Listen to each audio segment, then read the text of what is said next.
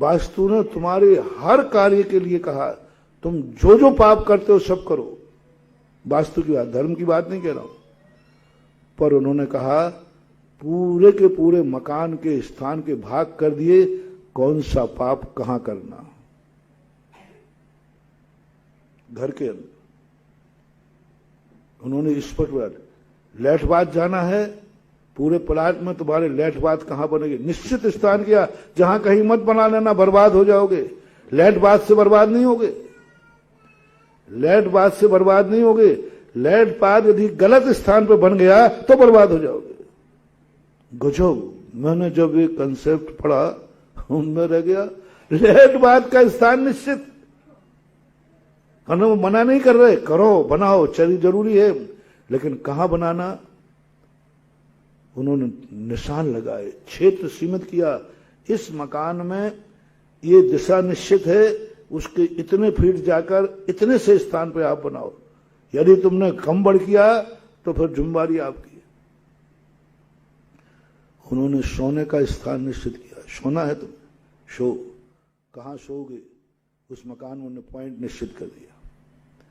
तुम संसारी हो, गृहस्थ हो, विषय भोग भोगोगे, उन्होंने स्थान निश्चित किया, यही करना, पूरे मकान में नहीं। पापों का स्थान निश्चित किया, विषय भोगों का स्थान निश्चित किया उन्होंने, इसी स्थान पर करना, तो तुम्हारी जिंदगी में तुम दलदल में नहीं फंसोगे।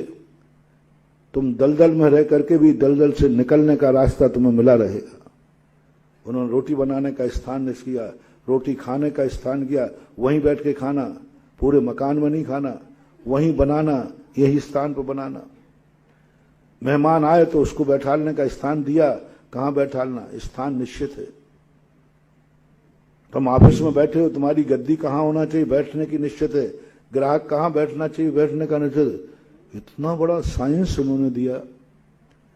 जब मैंने इसको जैन दर्शन से तोला तो जैन दर्शन का स्पष्ट उल्लेख आया।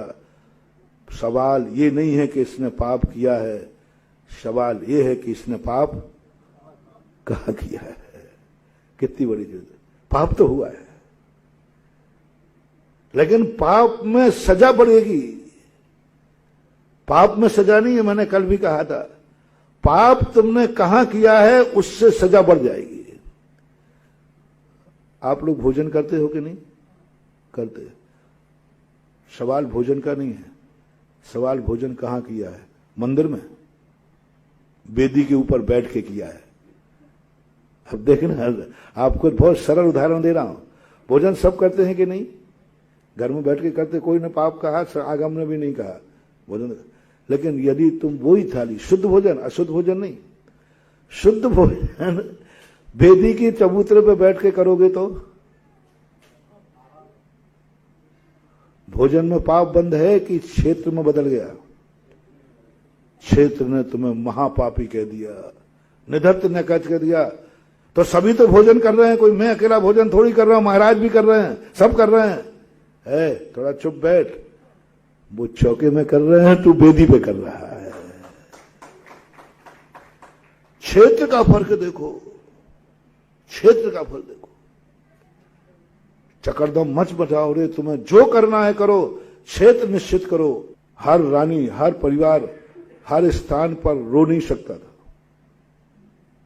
हर स्थान पर कोप नहीं कर सकते। जहां चाहे गुस्सा आ गया, खा रहे हो तो गुस्सा कर दिया, खा रहे हो और पढ़ते पढ़ते गुस्सा कर दिया हैं। तो अभी भोजन कर रहे थे और खाते खाते गुस्सा आ गई, तुमने थाली को क्या किया? बहुत बड़ा अनर्थ है, बहुत बड़ा अनर्थ है। थाली फेंक देते हो, टीवी फेंक देते हो, बातें करते करते हाथापाई शुरू कर देते हो। महाभारत का जब युद्ध हुआ, महीनों लगे युद्ध कहां किया जाए।